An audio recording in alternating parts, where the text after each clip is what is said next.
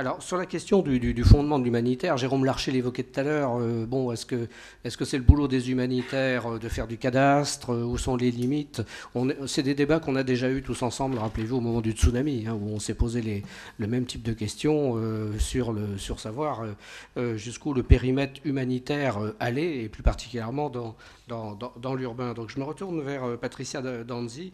Vous évoquiez au début, avec votre expérience d'Amérique latine, les violences urbaines au sens large, hein, pas seulement des conflits. Et alors justement, le CICR, dont on connaît le mandat, s'appuyant sur le droit international humanitaire, en fait, le CICR, jusqu'où peut-il intervenir? Où est sa légitimité? Que peut-il faire face à des demandes de populations victimes de violences urbaines qui sont pas forcément celles traditionnelles des conflits? Et puis je poserai ensuite la même question à Pierre et à François. D'accord, donc on a évoqué le mandat statutaire du CICR dans les conflits armés, mais il y a aussi, c'est important, le droit d'initiative. Et je pense en droit humanitaire, et nous sommes tous, le droit d'initiative. Pour nous, c'est aussi dans les statuts du mouvement que c'est bien stipulé qu'on a le droit de demander d'intervenir si on voit que les besoins humanitaires sont grands. Ça, effectivement, ça amène tout de suite les autorités.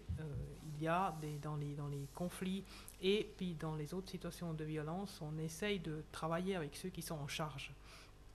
Je pense que le cadre légal devrait être secondaire, de toute façon, parce que les besoins humanitaires devraient être en premier lieu et les conséquences humanitaires de ces situations devraient figurer en premier lieu. On a, dans le cas de l'Amérique latine, on a dans plusieurs cas des gouvernements qui ont essayé plusieurs choses pour combler la violence dans les milieux urbains.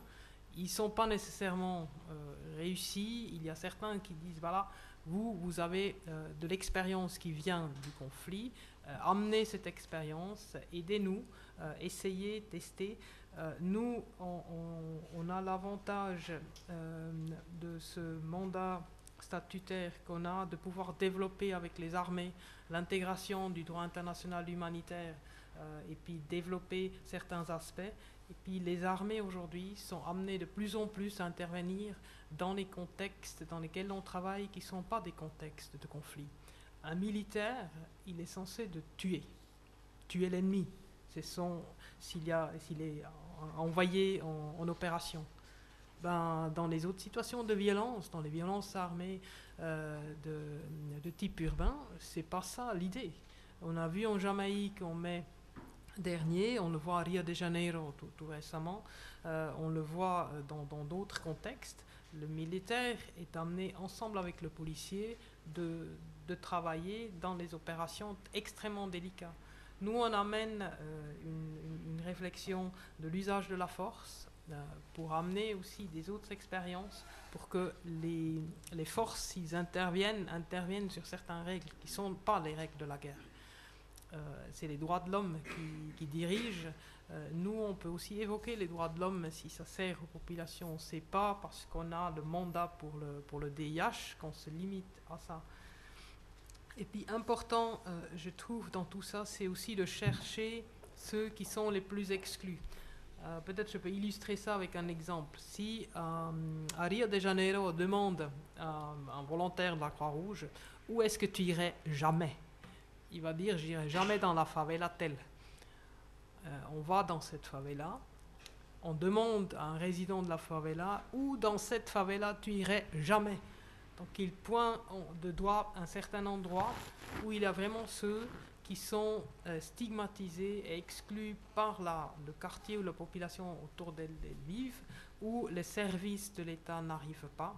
Et puis c'est sur ces populations aussi qu'on devrait travailler en tant qu'humanitaire pour ceux qui n'ont pas les moyens de substitution ou des moyens aussi de résilience qui c'est très très bas. Et là, on a très très clairement un impératif humanitaire d'agir.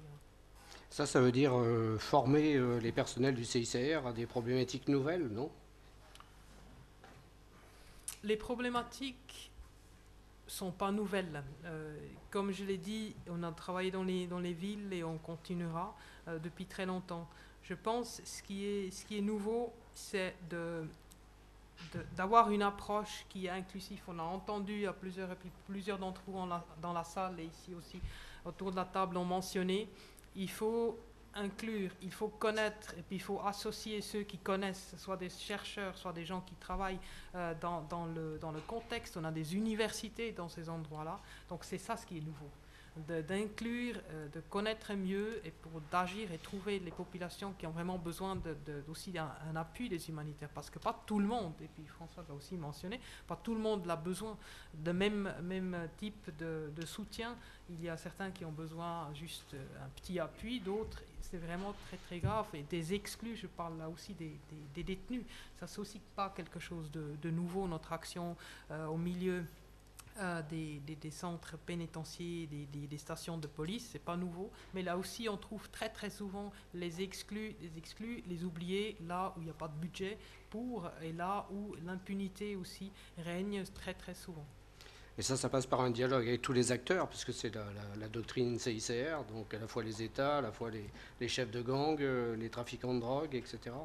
C'est certainement une manière comme on travaille, mais nous, on n'a pas le monopole sur ce type de travail. Je pense que tout le monde qui veut faire un travail correct et un bon travail de cette manière-là, à chercher le contact avec tous les acteurs, de pouvoir avoir des garanties aussi au niveau de sécurité, de pouvoir travailler de manière inclusive. Il faut connaître les acteurs, mais il faut aussi avoir leur confiance et puis connaître leurs problèmes et puis leur volonté, parce qu'il y a aussi les gouvernements qui veulent aider mais qui ne peuvent pas. Donc il faut peut-être les amener dans ces endroits-là, leur montrer ce qui ne va pas, les soutenir. Il y a les gouvernements, aussi des acteurs armés qui ne veulent pas.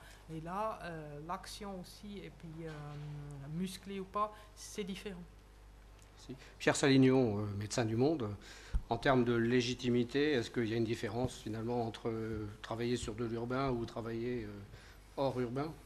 Ou c'est toujours la même chose, c'est la même légitimité? Je ne sais pas si je le poserai en termes de légitimité.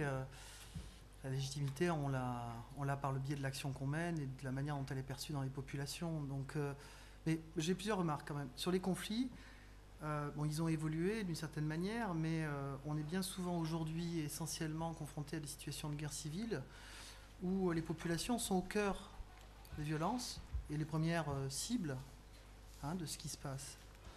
On va parler du Sri Lanka il n'y a pas si longtemps, on reparlera de la Libye certainement à terme. Il y a également un élément qu'on n'a pas abordé qui est celle de la confusion entre combattants et civils. La ville, on s'y cache. Vous pourrez parler des phénomènes de bouclier humain. On y opère, on y vit aussi avec la population, qu'elle adhère ou pas aux causes des combattants qui sont là.